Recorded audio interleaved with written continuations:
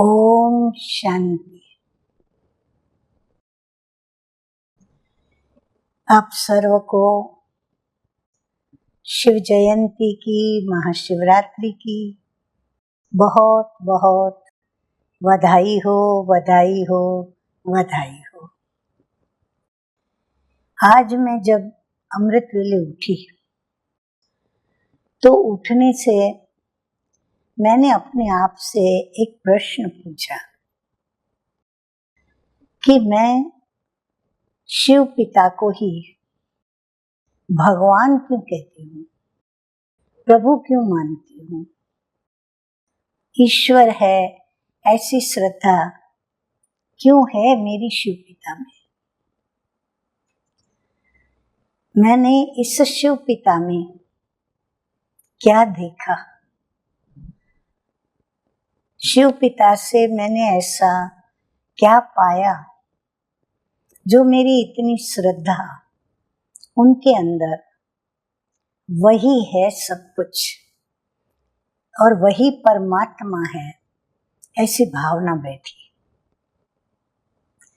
जबकि मैंने बचपन से ही हमारे माननीय, आदरणीय, श्रद्धेय, पूजनीय जो भी हमारे बुजुर्ग, चाहे वो माता पिता, दादा दादी या फिर हमारे धार्मिक शास्त्र जो हैं, उन शास्त्रों के विषय में या उन देवी देवताओं के विषय में अनेक बार अनेक बातें बता चुके हैं, अनेकों की मूर्तियां देखी हैं।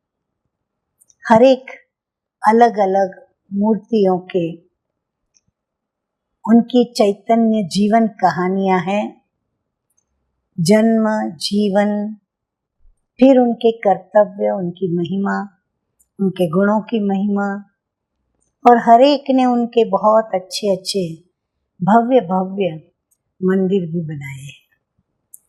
अब जिसकी जिसमें श्रद्धा वो उनको मानते हैं, परंतु मेरी श्रद्धा इस शिवजी में क्यों पड़ी,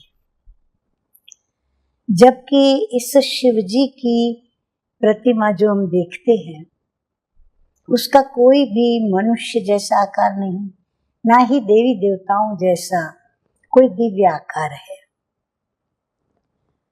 जिसको प्रकाशित लिंग कहते हैं, ज्योतिर्लिंग कहते हैं, या फिर प्रकाश पुंज कहते हैं, कोई ज्योति का दरिया कहते हैं, कोई ज्योति की रोशनी या रोशनी का दरिया कहते हैं, सिर्फ प्रकाश भी जिसको कहते हैं। हर एक ने अपने अनुभव के आधार पर उसके रूप के वर्णन किए। मैंने तो ना रूप देखा, ना उनका रंग देखा, ना मुझे किसी ने उसके साक्षात्कार ही कराए, ना मैंने कोई इतने शास्त्र पढ़े, कोई तो क्या एक भी शास्त्र नहीं पढ़ा। हाँ, बाकी बड़ों से, मेरे बुजुर्गों से, जो मेरे आदरणीय, माननीय, पूजनीय, उनसे मैंने अनेक देवी देवताएं जिनको प्रभु के नाम से गाए जाते हैं, पूजे जाते हैं, उनकी गाथाएं सुनी, गुण कर्तव्यों की, उनके रूप देखे, परंतु कहीं भी श्रद्धा न बैठकर शिव में ही क्यों बैठी। शिव ने ऐसा क्या किया कि मेरी श्रद्धा उनमें बैठी। तो जब मैं इस विश्वविद्यालय में ज्ञान सुनने आई तो मुझे जो ज्ञान सुनाया गया वो मैंने बचपन से जो बड़ों के द्वारा, चाहे शास्त्रों का ज्ञान, चाहे किसी भी महाभारत, वेद, उपनिषद का ज्ञान, जो भी थोड़ा बहुत सबसे सुना, मुझे कहीं भी जो मैंने यहाँ ज्ञान सुना वैसा वो मुझे नहीं लगा। वो शास्त्रों का ज्ञान और यहाँ का ज्ञान, उसमें मुझे बहुत अंतर दिखाई पड़ा। अंतर इसलिए दिखाई पड़ा और मन में एक बात ये समझ में आ रही थी कि भगवान को कभी शास्त्र उठा के सुनाने की तो आवश्यकता ही नहीं, जबकि ये जितने भी सुनाने वाले हैं उन सभी ने हाथ में शास्त्र उठाए और शास्त्रों से ही पढ़ करके और ज्ञान सुनाते हैं। तो ये बात मुझे जरा सोचनीय लग रही थी कि जिनका शास्त्रों ने वर्णन किया और शास्त्रों में जो ज्ञान है वो ज्ञान ये लोग सुनाते हैं, और ये यहाँ जो मैंने ज्ञान सुना वो कहीं भी किसी शास्त्र में नहीं, बिल्कुल नया, न्यारा और निराला। तो ये प्रभु का ही ज्ञान हो सकता है, क्योंकि एक प्रभु ही ऐसी हस्ती है जिसको किसी भी शास्त्र को लेकर अपना परिचय या अपने गुण कर्तव्य की बातें या अपने अस्तित्व का सबूत देने की आवश्यकता नहीं। उन्होंने जो योग सिखाया, जो शास्त्रों में राजयोग के नाम से वर्णित है, परंतु जो मैंने योग सीखा राजयोग, वह एक ऐसा सरल, सहज और ऐसा कर्म योग है जो कोई भी साधारण नर नारी भी, चाहे पढ़ा लिखा हो, अनपढ़ हो, चाहे सर्व अंग हो, चाहे सर्व अंग ना हो, हर कोई उस योग को सीख सकता है, कर सकता है और उस योग से अपने को प्रभु में लीन कर सकता है। शास्त्रों में वर्णित जो भी योग की क्रियाएं प्रक्रियाएं हैं वो ऐसी क्रियाएं हैं शारीरिक जो शायद सभी तो नहीं कर पाए। हाँ, कोई युवतियां कर सकती हैं, युवा कर सकते हैं, कोई वृद्ध कर सकते हैं, परंतु प्रत्येक जन, प्रत्येक साधारण सामान्य जन, छोटे बच्चे से लेकर वृद्ध तक सभी उस योग को करे और उस योग की लगन में मग्न हो, ऐसा वो योग नहीं। और जो यहाँ सीखा वो हमें योग में मग्न करने के लिए बड़ा सरल, सहज और कल्पनातीत प्राप्ति कराने वाला लगा, जिसका वर्णन शास्त्रों ने किया जरूर, परंतु कोई विरला ने ही उसका अनुभव किया। परंतु यहाँ तो जो उस योग को करे उसको अनुभव हो। जैसे कोई माता पिता के अपनी संतान होती है, संतान अपने माता पिता को याद करे तो उसको तुरंत माता पिता से वो प्यार मिलता है, वो ममता मिलती है, वो जो चाहे वो उसको मिलता है। तो हम भी प्रभु से बहुत कुछ मांगते हैं, परंतु उस मांगने के लिए हमें भिन्न भिन्न प्रकार के देवी देवताओं को प्रभु के रूप में उनमें श्रद्धा रखते हुए उनके दर पर जाना पड़ता है, वहां सिर झुकाना पड़ता है। परंतु ये माता पिता जहां हमें सिर नहीं झुकाना पड़ता, हम सिर उठाकर उनको अपनी बाहों में लेके गले लगाते और हम अपनी इच्छाएं उनके आगे रखते और वो हमारी मनोकामना पूर्ण करता। यदि हमने सच्चे दिल से उनको याद किया, सच्चे दिल से उनसे संबंध जोड़ा, तो हमें प्राप्ति भी तुरंत होती है। तो ये भी अनुभव किया।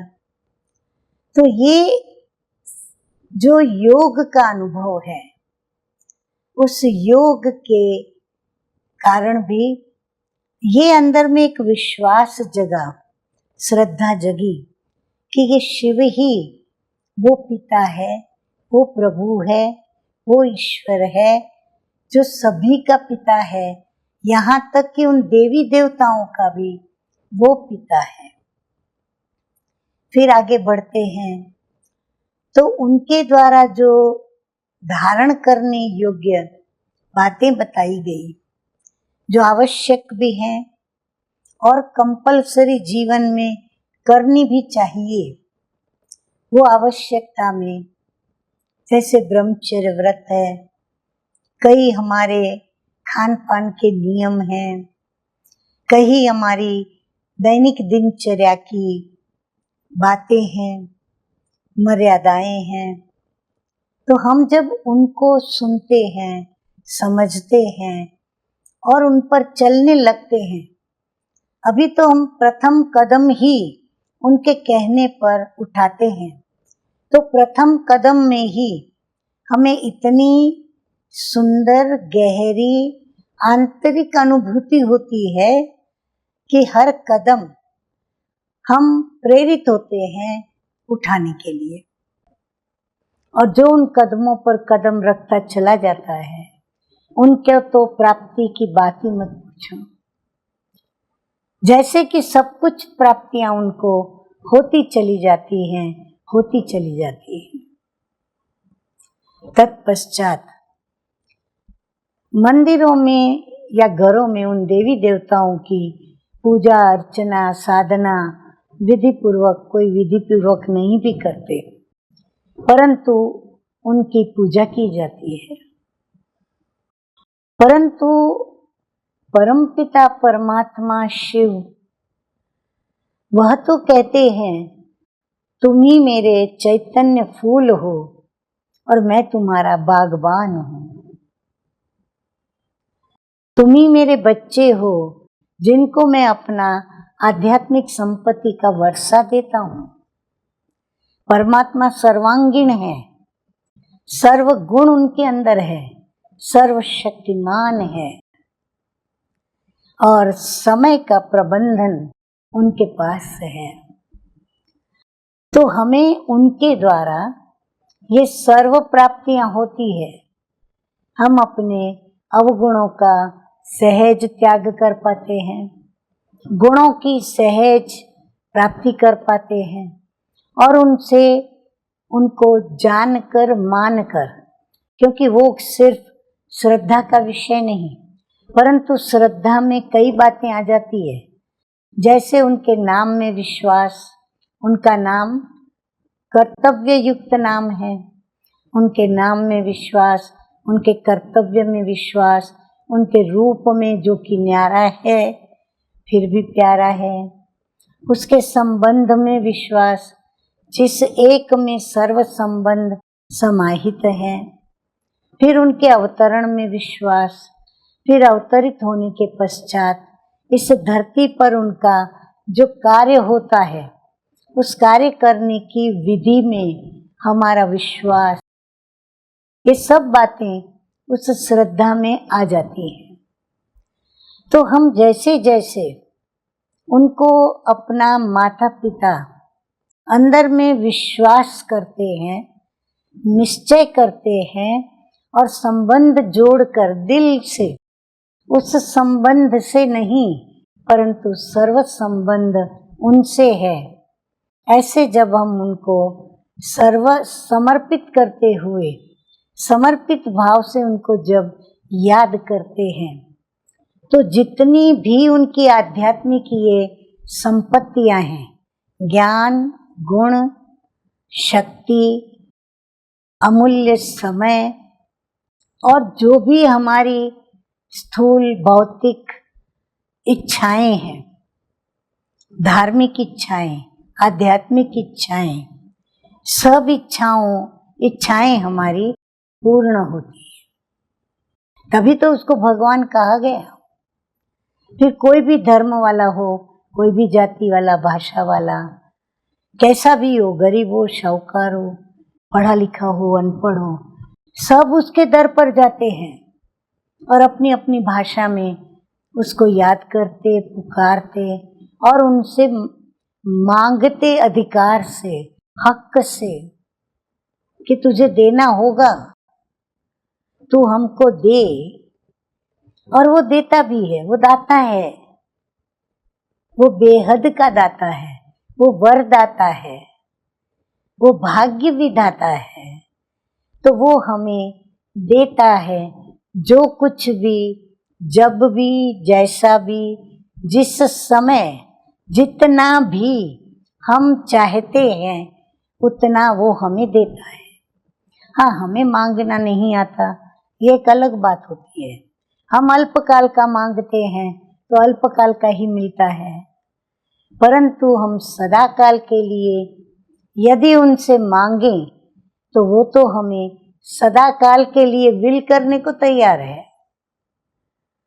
तो ये शिव जयंती हम मनाएंगे, लेकिन उस शिव में वो श्रद्धा रखते हुए कि यही है, यही है, यही है जगत पिता, विश्व पिता, परम पिता, सर्वधर्म की आत्माओं के पिता, जो न्यारा है, निराला है, जिसका ज्ञान भी न्यारा है, निराला है, जिसके द्वारा प्राप्तियां भी न्यारी हैं, निराली हैं, जिसका रूप भी साकार मनुष्य और आकारी या दिव्य देवात्माओं के आकार से भी न्यारा और निराला है, जो सब में अलग है और जिसके सहस्त्रों नाम, सहस्त्रों महिमा और सहस्त्रों गांव और शहरों में मूर्तियां पाई जाती हैं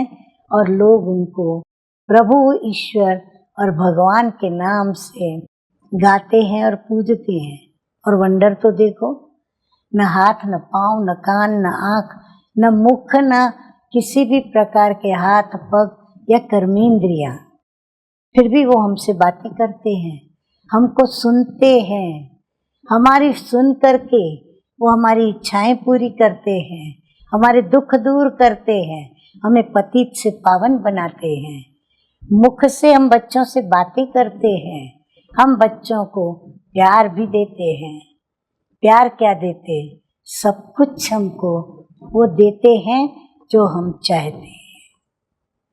तो इन सब बातों को जो प्रैक्टिकल में देखा, जो साकार मनुष्य और जो भी प्रख्यात, जो भी शास्त्रवादी, शास्त्र सुनाने वाले या जो शारीरिक संबंध के सर्वे सर्वा जिनको माना जाता है, ऐसे माता पिता, पति, मित्र, बेटा बेटी, प्रेमी, जो भी कहो, जो जिससे प्राप्ति नहीं हुई, सभी के अनुभव और स्वयं का भी अनुभव, और वो प्राप्ति इस प्रकाशित बिंदु से प्राप्त हुई। और जब भी उसको याद करते हैं तो अंदर में अतीन्द्रिय सुख की अनुभूति होती है, क्योंकि वो इंद्रियातीत है। हम भी जब उनको याद करते हैं तो विदेही बन जाते, इंद्रियातीत बन जाते, एक ज्योति पुंज हम भी बन जाते, और हम ज्योतिर्बिंदु, आत्मा के पिता, अवश्य ज्योति बिंदु ही होने चाहिए। यही विवेक कहता है और बुद्धि भी इस ही सत्य को सम्मानित करती है। तो आज आप सभी को ऐसे शिव पिता की, ऐसे ईश्वर प्रभु की जन्म जयंती, यानी उनके अवतरण की जयंती की बहुत बहुत बधाई हो, बधाई हो, बधाई हो। ओम शांति।